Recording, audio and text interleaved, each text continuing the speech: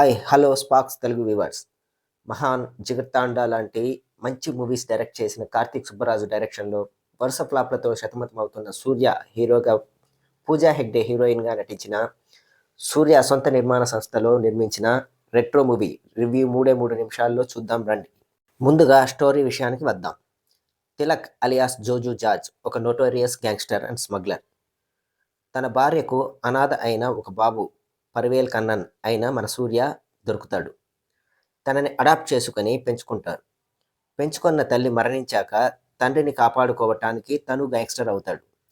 సూర్య and Rukmini మన పూజా హెగ్డే ప్రేమలో పడతారు. పెళ్లి చేసుకుని తన పాత గ్యాంగ్స్టర్ జీవితానికి దూరంగా బతకాలి అని అనుకుంటారు. పెళ్లిలో గోల్డ్ ఫిష్ అనే కన్సైన్మెంట్ కోసం హీరో సూర్యకు పెంచిన తండ్రికి మధ్య జరిగిన గొడవలో పెళ్లి ఆగిపోయి జైలుకి వెళ్తాడు మన హీరో సూర్య. నెక్స్ట్ జైలు నుంచి వచ్చిన హీరో తన లవర్ని కలిశాడా లేదా, గోల్డ్ ఫిష్ గొడవ ఏంటి, తను అనాథగా మారడానికి గల కారణం ఏమిటి అనేది మిగిలిన స్టోరీ. ఇక పర్ఫార్మెన్స్ విషయానికి వస్తే మన సూర్య రకరకాల లుక్స్తో మంచి పర్ఫార్మెన్స్తో మెప్పించాడని చెప్పొచ్చు. నెక్స్ట్ హీరోయిన్ పూజా హెగ్డే వంటలక్క మేకప్తో ఒక మంచి పాత్రతో బాగా పర్ఫామ్ చేసింది. ఇక జోజు జార్జ్ అండ్ విధులు విలన్గా బాగా యాక్ట్ చేశారు. జయరామ్ అండ్ నాజర్ పాత్రలు కొంచెం ఎబ్బెట్టుగా అనిపిస్తాయి. ప్రకాష్ రాజ్కు పెద్దగా స్కోప్ లేని పాత్రలో నటించారు. ఈ మూవీని మల్టిపుల్ జోనర్స్ అయిన, అంటే ఎగ్జాంపుల్కి రొమాన్స్, యాక్షన్, క్రైమ్ డ్రామా అన్నీ కలపడంతో కొంచెం క్లారిటీ మిస్ అయింది అని అనిపిస్తుంది. మూవీ స్టార్ట్ అవ్వడం ఇంట్రెస్టింగ్ నోట్తో స్టార్ట్ అయినా కానీ అది నెమ్మదిగా స్క్రీన్ ప్లే సరళినట్టు అనిపిస్తుంది.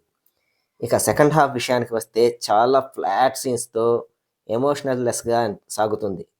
కొన్ని సీన్లు అయితే చాలా బోరింగ్గా ఉంటాయి. అనవసరంగా ఎందుకురా ఈ సీన్లు పెట్టారు అని అనిపిస్తూ ఉంటుంది. ఇక సంతోష్ నారాయణన్ అందించిన మ్యూజిక్ అయితే అంతంత మాత్రంగానే ఉంది.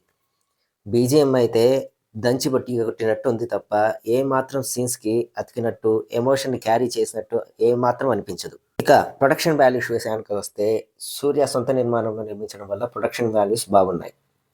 సినిమాటోగ్రఫీ అంతంత మాత్రంగానే ఉంది. స్క్రీన్ ప్లే అయితే పరమ చెత్తగా ఉందని చెప్పొచ్చు.